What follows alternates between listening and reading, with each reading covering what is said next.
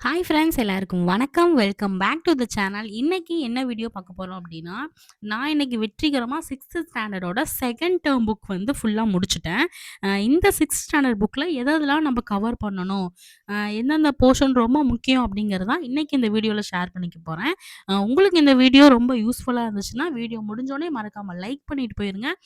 உங்கள மாரியே யாராவது டெட் ப்ரிப்பேர் பண்றவங்களோ, இல்ல குரூப் 4ஓ, இல்ல குரூப் 2ஓ யார் ப்ரிப்பேர் பண்றவங்களா இருந்தாலும் இந்த வீடியோவ உங்களுக்கு மறக்காம ஷேர் பண்ணி வைங்க. ஃபர்ஸ்ட் இயர்ல வந்து பார்த்தீங்கன்னா, கல்விய பத்தி இருக்கும். இதுல வந்து இந்த மூதுரை லெசன் வந்து ரொம்ப ரொம்ப முக்கியமான ஒரு செய்யுள் பகுதி. இந்த மூதுரைல நம்ம டெட் ரிலேட்டடா பார்த்தோம் அப்டின்னா, அந்த பாட்டு இருக்கும். மன்னனும் மாசற கற்றோனும் சொல்லி ஒரு பாட்டு இருக்கும். ஔவையார் பாடலு. அந்த பாடல நல்லா மெமரி பண்ணி வச்சுக்கோங்க. ஏன்னா, அந்த பாடல் ஏதாவது ஒரு வரிய கொடுத்து, இந்த பாடல எழுதினது யாரு? அப்படின்னு சொல்லி கேட்பாங்க. அடுத்ததா வந்து சொல்லும் பொருளும் இருக்கும். அந்த சொல்லும் பொருள மிஸ் பண்ணாம படிச்சுருங்க. எப்பவும் போல நூல்வழி குடுத்துருப்பாங்க. நூல்வழியும் படிச்சுக்கோங்க. ஒவ்வொரு லெசன் பின்னாடி இருக்க புக் பேக் கொஸ்டின்ஸ்லாம் மறக்காம நல்லா ஆன்சர்லாம் தெரிஞ்சு நல்லா பார்த்து வச்சுக்கோங்க. ரொம்ப யூஸ்ஃபுல்லா இருக்கும். அடுத்ததா துன்பம் வெல்லும் கல்வி அப்படிங்கிறதுல அந்த சொல்லும் பொருளும் இருக்கும். சொல்லும் பொருள விட்றாதீங்க. நூல்வழியில பட்டுக்கோட்டை கல்யாண சுந்தரத்த பத்தி குடுத்துருப்பாங்க. அவரோட சிறப்பு பெயரும் குடுத்துருப்பாங்க. நீங்க முடிஞ்சா சிறப்பு பெயர்கள் எல்லாம் ஒரு நோட்ஸ்ல எழுதி படிச்சுக்கோங்க. அடுத்ததா கல்வி கண் திறந்தவர்ன்னு சொல்லிட்டு காமராஜர பத்தி குடுத்துருப்பாங்க. அவர் என்னென்ன திட்டங்கள் கொண்டு வந்தாரு அப்படிங்கிறதெல்லாம் இருக்கும். ட்ரெஸ்ஸு, அ மதிய உணவு திட்டம், கட்டாய கல்வி திட்டம் இந்த மாரி இதெல்லாம் குடுத்துருப்பாங்க. அவர் என்னென்ன திட்டங்கள் கொண்டு வந்தாருங்கிறத நல்லா படிச்சுக்கோங்க. அப்புறம் வந்து பார்த்தீங்கன்னா, தெரிந்து கொள்வோம்னு சொல்லிட்டு ஒரு பாக்ஸ் இருக்கும். அதுல வந்து காமராஜருக்கான சிறப்பு பெயர்கள்லாம் என்ன அப்படின்னு சொல்லி குடுத்துருப்பாங்க. அந்த பேர்லாம் நல்லா மெமரி பண்ணிக்கோங்க. அப்புறம் காமராஜர வந்து கல்வி கண் திறந்தவர்ன்னு சொல்லி யாரு சொன்னாரு அப்படின்னு சொல்லிட்டு குடுத்துருப்பாங்க. அந்த விஷயத்தையும் நல்லா மெமரி பண்ணிக்கோங்க. அடுத்ததா வந்து இன்னொன்னு அதே காமராஜர பத்தி தெரிந்து கொள்வோம்னு சொல்லிட்டு, காமராஜருக்கு செய்யப்பட்ட சிறப்புகள் அப்படின்னு சொல்லிட்டு இந்த பாக்ஸ் குடுத்துருப்பாங்க. நீங்க இத வந்து நல்லா மெமரி பண்ணிக்கோங்க. ஏன்னா, இந்த மாரி நம்ம 6ல இருந்து 6த், 7த் புக் மோஸ்ட்லி ஒரு 40% பார்த்தீங்கன்னா, லெசன்குள்ள இருந்து கேட்கறத விட, இந்த மாரி பாக்ஸுக்குள்ள இருக்க விஷயங்கள் வச்சு தான் 1 மார்க் கேட்பாங்க.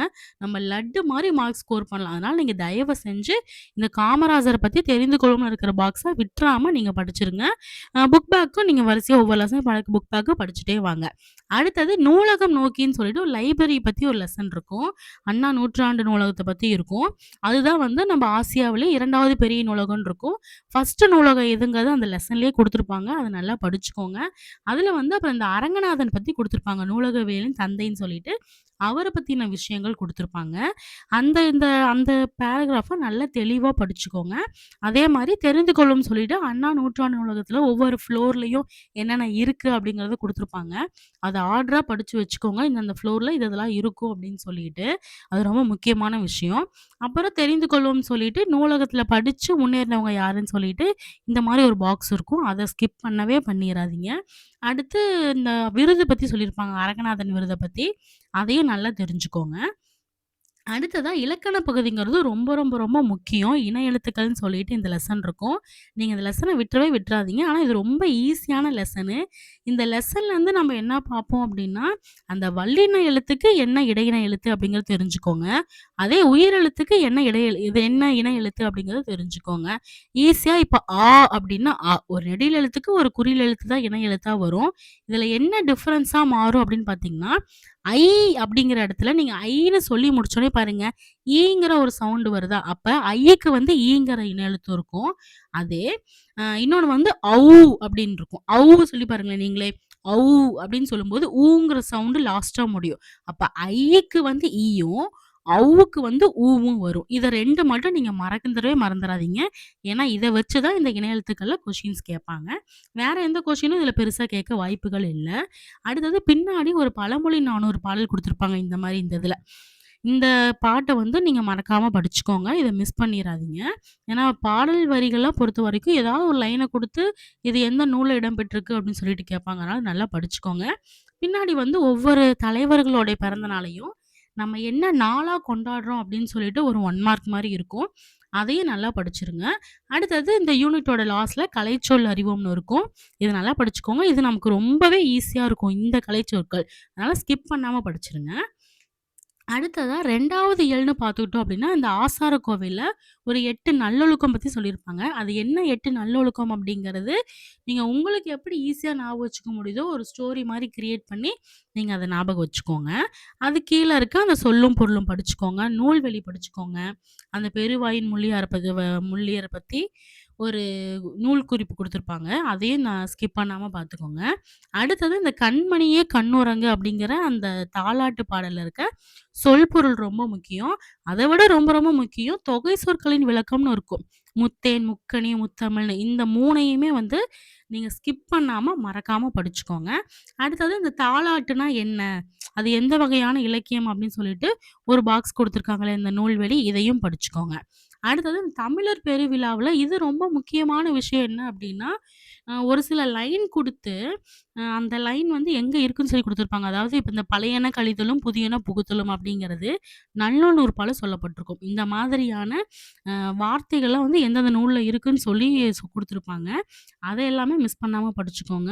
இந்த லெசன்ல இந்த தெரிந்து கொள்வோம் பாக்ஸ்ல இருக்கிற எல்லாமே படிச்சுக்கோங்க. இந்த லெசன்னு நம்ம பார்த்தோம் அப்படின்னா அந்த பொங்கல வந்து ஒவ்வொரு ஊர்லயும் எப்படி கொண்டாடுறாங்க. இப்ப ஆந்திரா, கர்நாடகா, உத்தரப்பிரதேசம், மராட்டியம் இதுல எல்லாம் ஒண்ணுக்கு ஒரு பேர் வைப்பாங்க. பஞ்சாப்ல ஒரு பேர் வைப்பாங்க. அதே குஜராத், ராஜஸ்தான்ல ஒரு பேர் வைப்பாங்க. அது என்னென்ன பேருங்கிறது நீங்க புக்க பார்த்து நீங்க படிங்க. உங்களுக்கு ரொம்ப யூஸ்ஃபுல்லா இருக்கும். ஏன்னா, இப்ப நான் ஈஸியா சொல்லிட்டு போயிரலாம். இருந்தாலும் நீங்க அது என்ன ஆன்சர்ன்னு நீங்க புக்க பார்க்குறப்ப தான் உங்களுக்கு அது மைண்ட்ல ஏறும். அடுத்ததா பார்த்தீங்கன்னா, மாமல்லன பத்தி இருக்கும். இதுல ஃபுல்லாவே கத தான். இது நீங்க ரொம்ப ஃபோக்கஸ் பண்ணணும்னு அவசியம் இல்ல. மாமல்லன் யாரு? அதாவது நரசிம்மவர்மன் பத்தி சொல்லியிருப்பாங்க. நரசிம்மவர்மனோட அப்பா பேர் என்ன? இந்த நரசிம்மவர்மன என்னன்னு சொல்லுவாங்க. அவரோட சிறப்பு பெயர் என்ன? இவர் எந்த நூற்றாண்டுல வாழ்ந்தவரு? அப்படிங்கிறத மட்டும் நீங்க தெரிஞ்சுக்கிட்டா போதும். அப்புறம் சிற்பக்கலையோட வகைகள் குடுத்துருப்பாங்க. என்னென்ன வகைகள்னு சொல்லிட்டு, அதையும் நல்லா தெளிவா பார்த்துக்கோங்க. அடுத்ததா பார்த்தீங்கன்னா, மயங்கொலிகள்னு இருக்கும். இதுக்கு நான் ஒரு நோட்ஸ் எழுதியிருக்கேன். அந்த நோட்ஸ் என்ன அப்படிங்கிறத இப்ப பார்க்கலாம். இந்த மயங்கொலிகளுக்கு வந்து நான் ஒரு ஈஸியா எப்படி நம்ம மெமரி பண்ணிக்கலாம் அப்படிங்கிறதுக்காக, உங்களுக்கு புரியிற மாரி நான் சொல்றேன். உங்களுக்கு புக்ல ஒரு வேள புரியலைன்னா, நீங்க இத ட்ரை பண்ணி பாருங்க. அதாவது ஃபர்ஸ்ட்டு வந்து நாக்கோட நுனி. இதுதான் பண்ற வேல. ஓகேங்களா? அதுல என்ன லெட்டர்ஸ்னா, இந்த ண, 3 சுழி ண, 2 சுழி ண, அப்புறம் இந்த ண. இது 3மே வந்து எதுனால வருது அப்படின்னா, நாக்கோட நுனியிலருந்து தான். இந்த நாக்கோட நுனி எங்க போய் டச் ஆகும்னா, நம்மளுடைய மேல்வாய் பகுதியில தான் டச் ஆகும். ஓகேங்களா? நாக்கோட நுனி மேல்வாயோட பகுதிய டச் ஆகும். ஓகேங்களா? இதுதான் ஞாபகம் வச்சுக்கோங்க. நாக்கோட நுனி மேல்வாய் பகுதியில முன்னாடியே டச் ஆயிருச்சுன்னா, அது 2 சுழி ண. நடுவுல டச் ஆயிருச்சுன்னா 3 சுழி ண. அதே மேல்வாயில பல்லு கிட்ட டச் ஆச்சு அப்டின்னா, அது வந்து இந்த ண. இது வந்து தன்னகரம்னு சொல்லுவாங்க. இது ரன்னகரம்னு சொல்லுவாங்க. இது டன்னகரம் அப்டின்னு சொல்லுவாங்க. நாவின் நுனி ஞாபகம் வச்சுக்கோங்க. மேல்வாய ஞாபகம் வச்சுக்கோங்க. நாக்கோட நுனி மேல்வாய் பகுதியோட பல்ல டச் பண்ணுச்சுன்னா, அது வந்து ண. தன்னகரத்துக்கு வர ண. ஓகேவா? அதே அந்த நாக்கோட நுனி மேல்வாய் பகுதியோட முன்னாடியே தொட்டுருச்சு அப்டின்னா, 2 சுழி ண. கொஞ்சம் தள்ளி போய் தொட்டுச்சுன்னா, எக்ஸ்ட்ரா ஒரு சுழி குடுக்குறோம் அப்டின்னு ஞாபகம் வச்சுக்கோங்க. 3 சுழி ண. இவ்வளோதான் இந்த விஷயம். அடுத்தது பார்த்தீங்கன்னா, அதே நாவோட நுனி இன்னொன்னு ஒண்ணு பண்ணும். நாவோட நுனி ஈஸியா லைட்டா முன்னாடி டச் ஆயிக்கிச்சு அப்டின்னா, சின்ன அதே போய் நல்லா உரசிட்டு அழுத்தமா வந்துச்சு அப்டின்னா, அது வல்லின எழுத்து. இடையின எழுத்து எல்லாமே பார்த்தீங்கன்னா, லைட்டா தான் சவுண்ட் வரும். அதனால வந்து நாக்கோட நுனி பகுதியில லைட்டா போய் சவுண்ட் அப்படியே முன்னாடி பல்ல லைட்டா டச் பண்ணிட்டு வந்துச்சுன்னா, அது சின்ன பெரிய நல்லா உரசிட்டு வரும். அதுதான் பெரிய ஓகேவா? அதே அடுத்தது நாவோட 2 பக்கமுமே பார்த்தீங்கன்னா, நாக்கோட அந்த 2 சைடு உள்ள இருக்கும் இல்லையா? அந்த 2 சைடுமே நல்லா தடிச்சு, பல்ல தொட்டுச்சுன்னா அது நடுப்பகுதி தொட்டுச்சுன்னா மத்தள வளைஞ்சு வந்துச்சு அப்படின்னா, அது சிறப்பு ஓகேங்களா? அதாவது நாக்கோட 2 பக்கமும் தடிச்சு, முன்னாடி பல்ல தொட்டுருச்சுன்னா அது குண்டு நடுவுல தொட்டுச்சுன்னா மத்தள அதே அந்த நாக்கு வந்து நல்லா மடிஞ்சு வந்துச்சுன்னா சிறப்பு இவ்வளவுதான் மயங்கொலிகளுக்கு நான் ஈஸியா எழுதி வச்சிருக்க நோட்ஸு. இது உங்களுக்கு புரிஞ்சது அப்படின்னா, நீங்க யூஸ் பண்ணிக்கோங்க. இ ஆ இந்த இது இப்போ உங்களுக்கு இந்த இது புரிஞ்சிருக்கும்னு நம்புறேன். அடுத்தது வந்து இதுக்கு பின்னாடி இருக்க அதே யூனிட்டோட இந்த கலைச்சொற்கள் எல்லாம் விடாம படிச்சுக்கோங்க. திருக்குறள் இருக்கும். திருக்குறள் வந்து ஒரு சில அதிகாரம் தான் படிக்கணும் அப்படிங்கிற மாரி நெனைக்கவே நெனச்சிராதீங்க. ஒவ்வொரு யூனிட் பின்னாடி இருக்க எல்லா திருக்குறளையும் படிச்சுக்கோங்க. நீங்க அந்த திருக்குறள் பின்னாடி இருக்க அந்த யூனிட் 2க்கு பின்னாடி லாஸ்ட்டா இருக்க புக் பேக் பார்த்தீங்கனாலே தெரிஞ்சிருக்கும். ஒரு கதை குடுத்துட்டு இந்த கதைக்கு ரிலேட்டடான திருக்குறள் எது அப்படின்னு சொல்லிட்டு இருக்கும். இன்னொன்னு அந்த திருக்குறளையே ஜம்பிள்டு சென்டென்ஸ் மாரி கலந்து குடுத்துருப்பாங்க. அந்த மாரியும் நெறைய எக்ஸாம்ல கேட்க வாய்ப்புகள் இருக்கு. ஸோ நல்ல திருக்குறள் படிச்சுக்கோங்க. அடுத்ததா பார்த்தீங்கன்னா, 3வது இயல்ல நானிலம் படைத்தவன் இருக்கும்.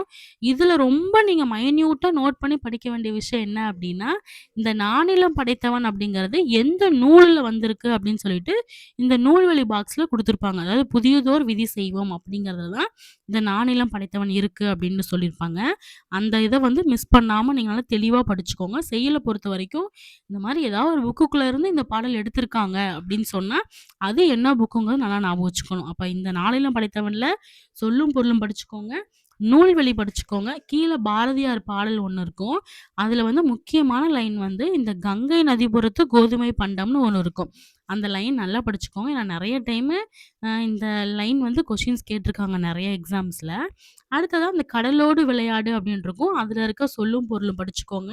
இதுல மெயினா நம்ம ஃபோக்கஸ் பண்ண வேண்டியதுன்னா, கடல்ல இருக்க ஒவ்வொன்னையும் இந்த புயல், அந்த பனிப்போர்வை, நிலா வெளிச்சம், இடி, மின்னல் இது எல்லாத்தையுமே வந்து ஒவ்வொன்னுக்கும் ஒவ்வொன்னா ஓமையா சொல்லியிருப்பாங்க.